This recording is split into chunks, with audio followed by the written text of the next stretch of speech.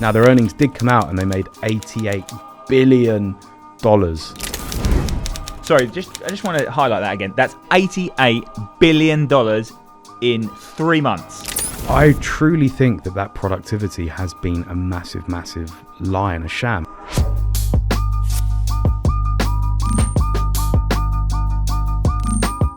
Hello and welcome to The Market Edge, the monthly show where we look at the key market insights and we look at our trades of the month. We look at what's come good and sometimes what's not. Yeah, we'll check out the one chart this month that will absolutely blow your mind.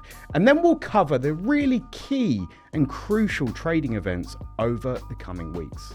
So why listen to us? Well, because we're British, we don't like to blow our own trumpet, so we'll let AI do that for us. James is a leading authority in the industry with over 22 years of expertise in the markets.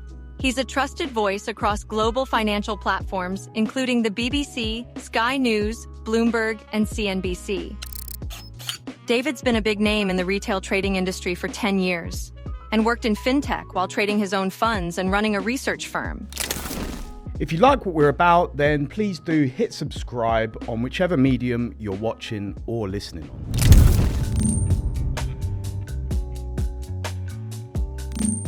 Right, let's take a look at the wins and losses for this month. But first of all, David, we're going to look at this meme of the month. Yeah, so this is Mark Minervi, who is kind of I guess, a trading guru, if you like. He was featured on CNBC. A lot of people that say they're trading gurus out there. He was featured on CNBC, I think about a year or two ago during the pandemic. And he was talking about a stock, I think, called Upstart at the time. And the funny thing was that he was really, really bullish on this stock. But then the CNBC anchor asked him, okay, what do you actually know about it? And his response was, yeah, I'm not, you're breaking up, because he actually hadn't got a clue. Yeah. So he'd actually not planned to have been asked the question, what does this company do? And what the person who runs the Axi Twitter account had mentioned was, why is Intel up 5% today? No one really knew. There was no catalyst. And this is kind of the thing with trading, is that sometimes you just don't really know. And it's fine to say, I don't know, because at the end of the day, all the market is a higher marginal buyer or a lower marginal seller. That is literally what moves the price. And so you can come up with whatever sort of theory you want as to why a market is moving. Sometimes it can be really, really obvious, but sometimes absolutely not. From back in my time looking at the technical analysis, the most important thing on a chart is the price action, right? Price action is there, right? And it doesn't matter actually if you're looking at technicals alone, which you shouldn't do, obviously, just alone. You should look at everything else as well. But from a chart perspective, you can sit there and say, okay, well, I don't care what the company is. I don't care what the actual price, what the actual figures are. The chart is the chart. The price action and how that's moving is right. Last month we spoke about, and we'll come to these, we spoke about, looking at those 52-week higher trades, just something that's been going up for a long time. And why are you going to get on the back of it? Well, because history says it's going up and it's going to keep going. It doesn't necessarily have to be that complicated. No, exactly. I think as well, one thing that I quite like to sort of profess is to focus in on the activity that you're really looking for. So whether you're looking at momentum, whether you're looking at mean reversion, whether you're looking at, maybe relative value trading, there's got to be something that you spot in the market, and you're not just trying to fit an asset to what you want to see. You're actually trying to do the opposite. You're trying to have a view and then find an asset that actually fits your specific view. Personally, in stocks, momentum for me works the best because it's sort of pro-growth. Yeah. You're constantly looking at an increase in growth environment, which means that corporate earnings are likely to increase. So if you're picking quality companies, you're just following, at the end of the day, human progress, right? Which is an edge in itself.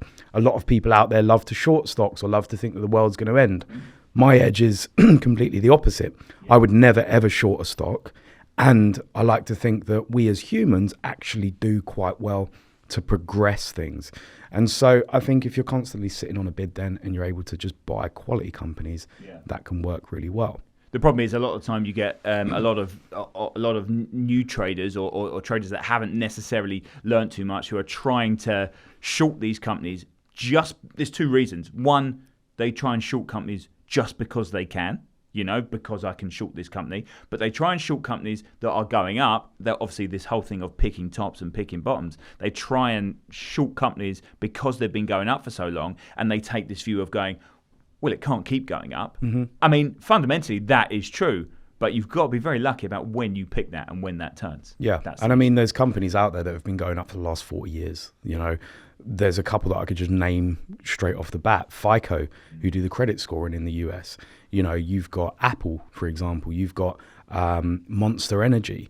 Yeah. You've got McDonald's even. These are companies that, they might have some down periods. But if you're willing to take a little bit of a longer term view, they're very much legacy focused, and they're ingrained into almost every facet of culture and how things work across the world now. So finding these real legacy companies, it's not actually that difficult. You've just got to bet that they're, pro human growth at the end of the day. That's a trading strategy in itself.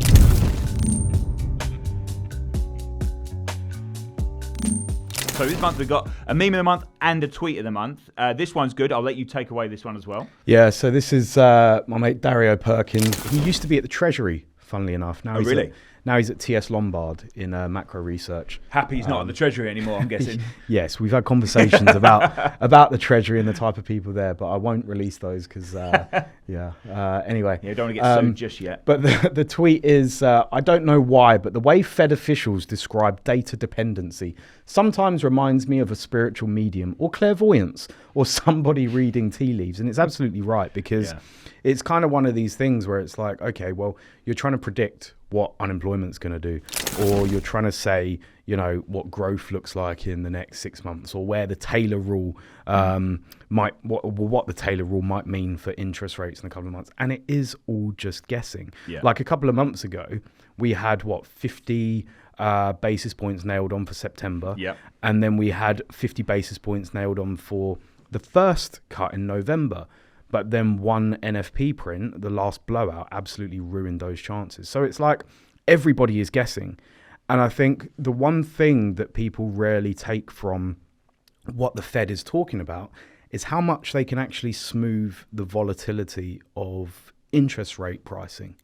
Because that's really what determines whether the markets are going up or down. Nothing else, really. I mean, even if you look at certain geopolitical events, how they affect interest rate pricing is really what is affecting whether the S&P 500 is going up and down. Yeah. Nothing else.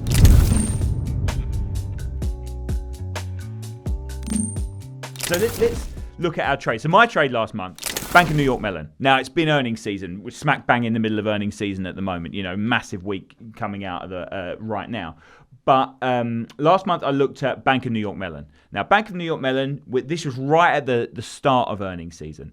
The markets were looking at a pretty positive earnings season overall. Banks always kick off earnings season. And we saw that. And we saw with Bank of New York Mellon, again, this trading strategy of looking at 52-week highs, looking at what's there, what's been trading to the upside. This has been going up for a long time. Huge bank. Really diverse in what it does. Earnings came out. Its asset undervalue jumped massively. So we know there's continuous amount of money being pumped in here. Now, what we did see, and this happens a lot, is a slight drop-off when the earnings came out. Now, I think we can probably answer why that happens, because I think a lot of people ask the question of when earnings come out, why do they just drop straight away? And from my perspective, and I don't know about you, it's usually on the back of the fact they're priced into the markets, would you say? Yeah, to an extent. I think also matters about how much of a surprise earnings are, whether it's a deviation from expectations or not. Sometimes we'll get onto this, but with Google, a massive beat, even when profits are expected to be relatively either in line or slightly higher, is huge, and it will drive the price way higher. Whereas in line, it tends to go from, okay, well, they've just managed in line. What happens at the next quarter? What does the guidance look like for a quarter's time? And that tends to be where I tend to find the most drop-off if a CEO or CFO doesn't provide enough confidence that the guidance will be met for the next quarter. That tends to be it, really. Going back to Bank of New York Mellon for a second, obviously what you got here necessarily is people tend to think that because I see a drop on an earnings And remember, 90% of people are just reading the headlines, right? And they'll see Bank of New York Mellon dropped on earnings news. Well, it would drop. Doesn't mean the earnings are bad, right? Earnings are good. Guidance was good here. Slight drop off. But for me, that slight drop off, especially in this situation, is a great opportunity to get in for this market, to keep moving higher. So overall, chart looks strong for Bank of New York Mellon. Good from last month. I think still good for this month. Chipotle, I mean, we done pretty well last month, to be fair. Yeah, I think this week, as you were talking about with regards to earnings, it's trading about $56 right now. So it's not really done that much. However, in terms of how I look at things from a momentum perspective, the momentum's still there. It would just be about a bit of a recovery in terms of trading a bit flat for a while. But I do think that there is something to be said about why fast food restaurants have such a high price to earnings in this environment. Wingstop, for example, has, I think the last time I checked, which might have been a couple of months ago, it trades 85 times earnings. And I've always struggled to understand why, but I think only just recently I've kind of understood why. And it's really because it's just expressing the extent of growth in that industry. Now, if you consider fast food or Subway, the amount of Subway shops there are is insane. I think there's more Subways than there are McDonald's. And so if you take that for the smaller chains like Wingstop, for example, it's really showing the extent of potential growth over the next 5-10 years. Greg's is another fantastic example. Greg's has exploded, right, recently. Because it's showing that the management, the executive board, have wanted to open, I think, about 150 new stores over the next 3 years, and then 1,000 by 2030. So it's no wonder why Greg's trades at a multiple it does. The same with all fast food, these smaller outlets. Now, your McDonald's trades at 2025. That makes sense because, it's already massive globally. And it's got the footprint, right? Exactly. Whereas these smaller outlets like Wingstop, like I think Chipotle as well, it's not done that global push necessarily yet. In the UK, it's only come about in the last 10 to 15 years, I think. And so there's much more scope. And that was the one thing I was missing with the fast food restaurants. And so now, rather than looking at fast food as being an overvalued industry in terms of price to earnings, I actually find that a higher PE is just showing that investors are really betting on the fact that they think there's going to be explosive growth in the stock over the next 5-10 years. So it's not a negative to have a high PE always. No. It's it can actually be a positive, but it's very, very industry dependent.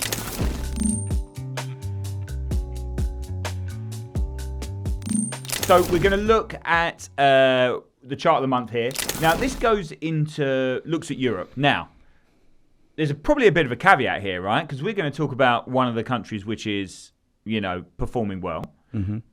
But what people will hear all over the place is this doom and gloom story about European growth and how Europe's on the floor, basically. We've got a big event happening, and protectionism is a huge discussion point here. We've seen protectionism back in the COVID years, as we got just before the COVID years, where protectionism from the US meant that Europe really, really struggled, and it hasn't necessarily ever really recovered for that. If we look at Germany, Germany specifically has been particularly, hit hard and has not performed well. And when Germany's one of the biggest economies, the biggest economy in Europe, we kind of often think that that's a dominating force, right? But I mean, looking at this, and you want to talk about Spain, there's a slight difference in there. Yeah, so Spain's basically doing really, really well. Now, it is because of base rate neglect coming out of COVID. There were collapsing growth rates in Spain over that period. And so we're still looking probably at a feed through from the effects of COVID. If you go down by 10% growth in 1 year, but then you rebound on that, it's going to show that your growth is like 20%, say, which isn't really a true display of what the actual growth rate is if you look at it on a long-term path. But having said that, you can see that Spain's projected growth rate, their current growth rate, it's smashing the rest of the Eurozone out of the park, effectively. Now, Germany is naturally bringing that down a lot. And with regards to your comment about protectionism, I actually think it's to do with the Chinese car manufacturers absolutely destroying the German one. because they're building similar quality for much, much cheaper, and they're doing it at a much better scale, effectively. So I think that really it's the Germans are having their time in prison. They're having their comeuppance a little bit, right? Producing cars, costing a fortune, and it's just, is it just that situation? I mean, we know Germany's a little bit more than just cars, but not much more, but there's this whole situation is that they've had so many years of real boom times, Germany, and this is now, China just doing it at the same level and cheaper, fundamentally. Well, did you know that Germany has the highest sick rate amount per worker, I think, in the world? Wow. So it's 25 days of sickness on average per worker. Now, for so many years, people have spoken about German productivity, but I truly think that productivity has been a massive, massive lie and a sham. And really, what it's been brought about by is Germany basically being the darling of the EU and the Eurozone. Yeah. It's funded the rest of the bloc. It's had very, very cheap energy from Russia. And we'll notice that obviously since the Ukrainian war, that's when everything's gone wrong for Germany. Yeah. And I think Angela Merkel as well, her reign as German Chancellor is really now starting to get shown up. And a lot of people who previously backed her are now saying, hang on, for those 20 years, what were you doing? You oversaw the Cum-Ex scandal. You oversaw the Wirecard scandal. You oversaw the Volkswagen emissions scandal. All of these different scandals that have stemmed from Germany. And it's all been relatively covered up and hushed up as a non-German specific thing. Really, all of these things have stemmed from Germany under Angela Merkel. Yeah, and actually, Olaf Scholz is feeling the problems of that now because his approval rating is the lowest ever, and that's all coming from on the back of an Angela Merkel reign for so long. And something else that's interesting about Scholz is last January, he actually lost his seat in Berlin. He was voted out, but then they did a recount, and somehow he was voted back in. There's a lot of things to be asked about Germany, especially with other things like their special funds. So they hold, I think, about 860 billion euros outside of their official budget to get around their own debt brake. So they implemented a rule to basically stop spending as much. Yeah. But they've, introduced climate funds. They've introduced military funds. All of this to avoid their own rules. Now, why can't other countries in the EU do that? Yeah. These are all questions to be asked, especially in the context of all of these other broad scandals that German corporates have. And we talk about protectionism hitting Europe as a whole when Germany really is doing its own form of protectionism sitting there anyway.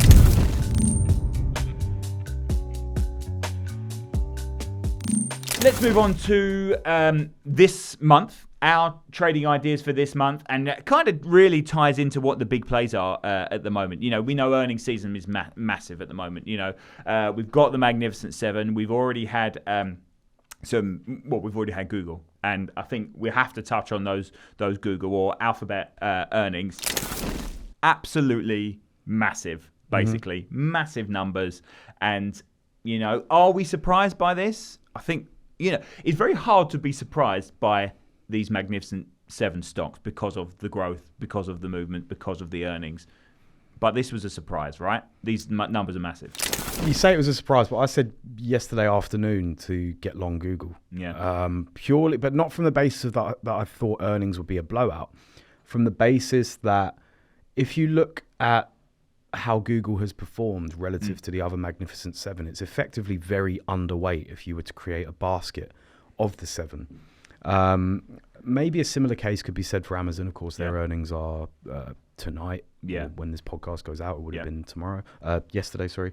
But in terms of Google, no right for their price to have been as low as it is. And that indicates to me that it's very, very much underweight. Now, their earnings did come out and they made $88 billion for the quarter, which is completely Sorry, I just want to highlight insane. that again. That's $88 billion in 3 months. Yeah. Wow. And people, including myself, by the way, were saying that they were down and out a year ago once AI had come in. Yeah. But to be fair, it's because Google search has become so bad. Like, I don't use Google search for anything anymore. But if you look at Google search now, the top point on Google search before your search comes up is the Gemini AI. That's what it gives you first. It will replace the search engine with the AI. It's clearly the plan. That's definitely the way that they're going. But I think what's most interesting out of this earnings season will be that a lot of people were talking about the chip makers kind of having the fuel out. Yeah. You know, they kind of slowed down a little bit. But if you look at all of the earnings calls that we're going to be, listening to over the next couple of days and the ones that we've already heard, they're all AI dominated. 25% of the code written at Google is now written by AI. Yeah. So if you want a broader play here as a basket of the Mag 7, just look at NVIDIA. Yeah. That is where... It's come from nowhere, right? Well, exactly. The Magnificent 7 didn't exist before NVIDIA. No. And it's like, well, have the strategy of, you might recall it better, but when you're mining for gold, provide the pickaxes or something like that. Yeah. I can't remember the actual quote. Yeah, but basically, rather than create the tool themselves, provide the thing that everyone wants to be able to make that thing happen. And that's what NVIDIA are doing by providing the chips. Yeah. They're creating the thing that these guys all have to purchase to compete with one another. So that's really where the money is. And people are still going to keep saying that NVIDIA can't keep going. They're probably going to keep saying it for the next 5 years until it hits $5 billion. Well, the same way they did with all these other companies. The same way they did with Apple, Amazon. I mean, this is the problem. You've got the top pickers continuously sitting there saying it's not going to continue. But, at the end of the day, I think Google's going to be a real monster into the year end. I think we've just seen it. We've seen a bit of a rebalance into Google now. So that's why I've picked it for this next month. I think we're going to see continuation, maybe back up to $200 per share. Yeah. Let's deviate a little bit. My pick is pretty standard. There's going to be so many traders that are listening and watching this who are already thinking about what we do with gold. You could easily turn around and say the same thing as we've said before. This is not it's going up, so keep going. This, because we know how volatile gold can be. But and this chart obviously shows the absolute strength that we've got. It's going to continue to drive higher. For me, I think we go to $3,000. I do think we go to $3,000, and I think that's all down to geopolitical issues which are going on at the moment. And it's not a similar play that you get in other areas where you look at oil, for example. Oil can be so volatile because of conflict going on, right? If we just look this week, we saw oil fall because Israeli retaliation attacks didn't hit oil refineries in Iran. Right, so that has an effect on supply and demand. That's why oil moves as it does. Gold doesn't do this. Gold, it used to be very unfashionable. It used to be very fashionable to say gold's a safe haven. And then it became, you can't say gold's a safe haven. It's like 30 years of talking heads. I've been on TV millions of times going, gold's a safe haven. And in the end, people start to roll their eyes. Gold's a safe haven, right? And it is. Because whenever you see this sort of conflict, whenever you see so much going on, we've got political news going on, we've got conflicts, we've got not just one conflict, right? Conflict around the world. It just drives this sort of movement into gold. It becomes, more volatile, so you will get bigger moves. But for me, you get the strength. And I think 3,000's on the cards pretty easily this year. I think there's something to be said about that, for sure. I think as well the inflation volatility or sensitivity to inflation is a big one.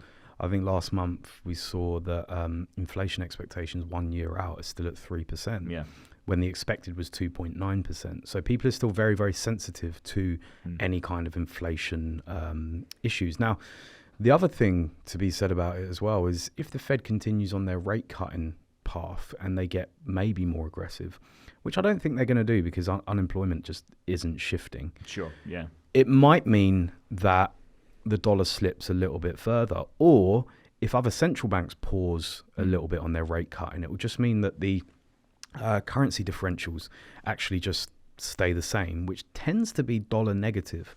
Now, if that were to happen, then naturally that gives another boost to inflation expectations too. So in terms of the FX basis, there's definitely a complex there whereby, you know, a weaker dollar is actually just going to lead to higher inflation expectations, which is the thing that leads to gold getting a bit more of a bid. And as always, I like it when there's momentum behind something and people are saying, no, that's got to be the top, because usually it's not. They try and short it and then they get stuffed.